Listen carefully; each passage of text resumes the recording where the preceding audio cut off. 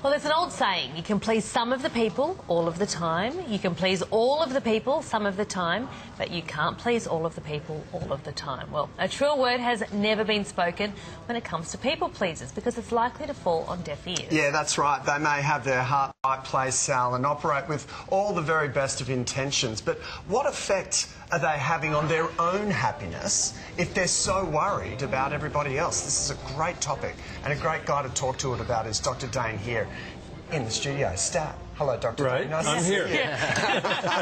All right, let's get straight to it. What's the simplest way to describe a people pleaser? Somebody who puts everybody else's needs, wants, desires, and requirements above their own. Okay. Give us an example, I guess, of how they try and make everybody happy. Well, the thing is, most of what goes on for a people pleaser goes on inside their own mind. In other words, they're always looking at, oh, I didn't do this, I didn't do this, I didn't do this, and therefore these people aren't happy.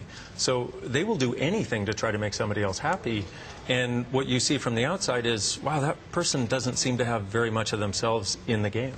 Okay, so how does one become a people pleaser? What's the catalyst? Is this starting from when we're kids? When does it happen? That's what I would say. I've worked with people around the world, and it seems to start when you're a little kid and you have parents that you want to make happy, parents who may be unkind or disconnected, and they start then thinking that if they can make, and because they're unsuccessful in doing that with their parents, they think if I can make somebody else happy, then I'm not a failure for not being able to do this with mom and dad. It's such a busy life for them too, isn't Truly. it? Going about trying to always appease other people.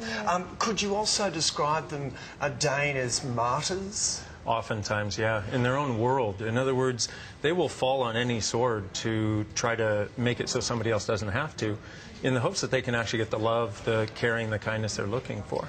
Sometimes people pleasing, it comes from a good intention. You know, Yes. Is it always a bad thing? I wouldn't say it's always a bad thing. The difficulty is you can't, you know, as we said at the beginning, you can't please everyone. And you certainly can't please everyone all the time. So it's basically, it's a waste of energy, because nobody can actually make anybody else happy, nobody can actually make anybody else sad, and they would actually be a lot better off putting that energy into their own happiness, because the one thing they don't realize is the one thing that will inspire somebody to choose happiness is when they see you being happy and they go, well, I want what they're having.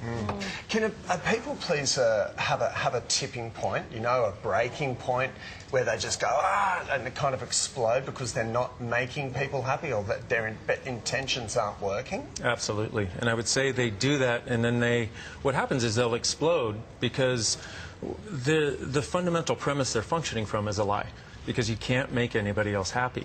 And then they explode when that doesn't work, but then right after they explode, then they cave in again, because now they feel bad for exploding. Because they're a people pleaser and they're worried the other person won't love them because they've exploded. Exactly. Yeah, so if anyone's watching and they're feeling like, okay, I think I'm fitting into this people pleaser category, they mightn't like it. What would your advice be to them? Number one, stop it. And how do we do that? Well, one of the things we want to look at is, what's the worst case scenario? If all these people I'm trying to please and make happy never got happy, could I handle whatever the worst case scenario is? And if you can, then you can handle anything less than that. And then the other thing you want to do is stop judging you for not being able to make other people happy. There's not one of us on this planet that can make anybody else happy, and we need to realize that. And then the last thing is, if we can look back at our past and go, when did I start this? Who were the first two people I tried to make happy that I couldn't? And am I trying to carry this forward as a way of changing the failure that I perceived then? Yeah, most important thing, make yourself happy, man. Exactly. It'll be a better Truly. life. Dain, thank you very much. Thank Great you. chat. For more details about Dr. Dain Heer's class, Being You Beyond Problems, please just head to our website. That's right. All right. Now, straight up.